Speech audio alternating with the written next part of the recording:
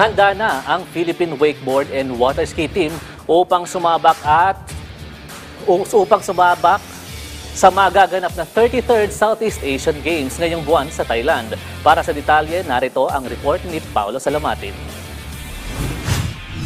Uhaw nang ipamalas ng Philippine Wakeboard and Water Ski National Team ang kanilang talento sa magaganap na 33rd Southeast Asian Games ngayong Disyembre sa Thailand. Ito kasi ang unang beses na makabalik ang kanilang sport simula pa noong 2019 Manila Sea Games, kung saan nasungkit ng mga Pinoy ang 4 na ginto, 4 na silver at 4 na bronze medal sa wakeboarding and water ski events ng Biennial Games. Mangunguna sa koponan ngayong taon ang playing coach na si Carlos Silo de la Torre kasama sina Rafael Trinidad, Mark Kamomot, Derek Hewitt, Francesca Ku, Eva de la Torre at assistant coach Jana de la Torre. Ani Silo de la Torre, sa kabila ng mga hamon ngayong taon, wala silang ibang target ngayon kundi hakutin muli ang mga medalya sa lahat ng kanilang events. Ayon naman kay SEA Games veteran at world champion Rafael Trinidad, kumpiyansa ang buong koponan sa kanilang pag-eensayo nitong mga nakalipas sa buwan, kung saan nangingibabaw na lamang ngayon ang kanilang excitement na irepresenta ang bansa at muling humakot ng mga medalya